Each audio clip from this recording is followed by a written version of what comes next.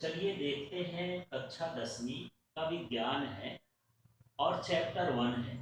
इसमें अभ्यास प्रश्न दिए हैं। जब लास्ट में जो प्रश्न दिए रहते हैं तो बाकी प्रश्नों के हम वीडियो बना चुके हैं। यहाँ पर 11वां प्रश्न है। इस प्रश्न को देखते हैं कि इसका उत्तर क्या होगा। और ये परीक्षा में अक्सर आते रहते हैं, इसलिए आपको बड़े ध्यान से देखना है। प्रश्न है, वियोजन अभिक्रिया को संयोजन अभिक्रिया के विपरीत क्यों कहा जाता है? इन अभिक्रियाओं के लिए समीकरण लिखिए।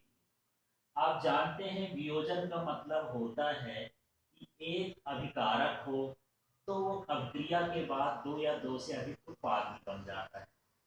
इसी का उल्टा क्या होता है? संयोजन होता है कि दो या दो से अधिक अभिकारक हो तो एकल उत्पाद देता है। इसलिए हम इसे क्या कहते हैं कि ये दोनों अभिक्रियाएं एक दूसरे के विपरीत होती हैं। चलिए इसको लिखेंगे कैसे। वियोजन अभिक्रिया में एकल अभिकर्मक टूट करके दो या दो से अधिक उत्पाद बनाते हैं, जबकि संयोजन में दो या दो से अधिक अभिकर्मक संयुक्त होकर के एकल उत्पाद बनाते हैं। इसलिए दोनों अभिक्रियाएं एक दूसरे के विपरीत होती है। केवल परिभाषा लिख करके समझाना है। अब यहाँ पर एक उदाहरण दे देना है।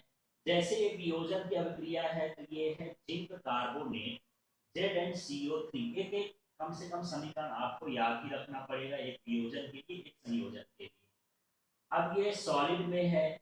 जब हम इसको गर्म करते हैं, यहाँ डेल्टा का मतलब गर्म करते हैं, तो ये फिर जिंक ऑक्साइड में और कार्बन डाइऑक्साइड में टूट जाता है।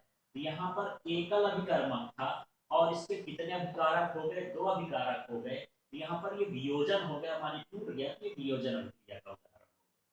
संयोजन के लिए देख लीजिए, यहाँ मैग्नीशियम है, इसका सॉलिड फॉर्म है, रिबन लेते हैं और इसको ऑक्सीजन के साथ जलाते हैं तो यहाँ पर मैग्नीशियम ऑक्साइड बनता है। तो यहाँ पर हमारे पास अभिकारक कितने थे?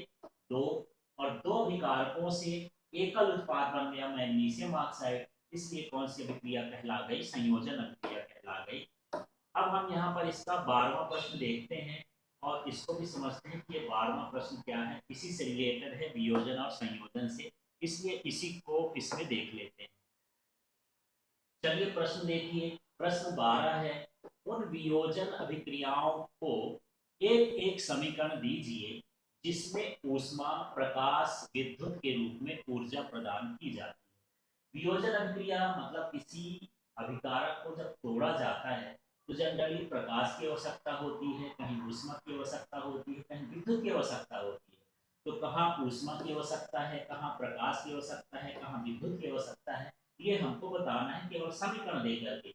तो देखिए यहाँ पर ये कैल्शियम कार्बोनेट होता है और ये हम इसको गर्म कर देते हैं। ऊष्मा देने का मतलब हम इसको ऊष्मा दे रहे हैं, तो ये कैल्शियम ऑक्साइड में और ये कार्बन डाइऑक्साइड में टूट जाता है।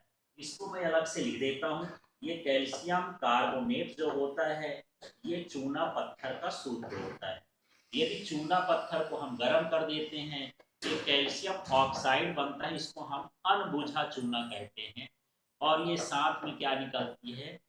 CO2 गैस निकलती है। तो इस तरह से हम यहाँ पर देखें कि ये वियोजन तो हो रहा है, लेकिन वियोजन किसके कारण हो रहा है? ऊष्मा के कारण, गर्म करने के कारण ये अभिक्रिया हो गई।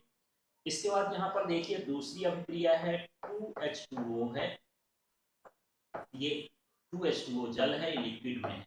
यदि हम इसका विद्युत अपघटन कर दें, विद्युत प्रवाहित कर दें, तो यहाँ पर हम देख रहे थे यहाँ पर हाइड्रोजन गैस अलग से मुक्त हो जाती है और साथ में ऑक्सीजन मुक्त हो जाती है। मतलब इसको तोड़ने के लिए, जल के अणुओं को तोड़ने के लिए हमको विद्युत की जरूरत पड़ती है। तो यहाँ ये एकल अभिकर्मक था और यहाँ पर दो उत्पाद बन गए। ये भी कौन सी अभिक्रिया कहला गई? वियोजन अभिक्रिया, जिसमें विद्युत की जरूरत पड़ती है। इसके बाद यहाँ पर देख लेते हैं, ये है 2AgCl। ये सिल्वर क्लोराइड है, ये सॉलिड स्टेट में है, होता है। अब यदि इसमें सूर्य का प्रकाश दे दिया जाए, इसको क्या मिल जाए? सूर्य का प्रकाश, तो ये भी विघटित हो जाता है, टूट जाता है। इसमें सिल्वर अलग हो जाता है और साथ में क्लोरीन भी अलग हो जाता है गैस। इस तरह से इसको तोड़ने के लिए सूर्य के प्रकाश की आवश्यकता होती है। तो यहाँ पर हम तीनों तरह की वियोजन अभिक्रिया देखें। कि वियोजन अभिक्रिया में कभी ऊष्मा की, कभी प्रकाश की, कभी विद्युत की आवश्यकता होती है। ये तीनों अभिक्रियाएं ऐसी बताती हैं जो वियोजन अभिक्रिया में ऊष्मा, विद्युत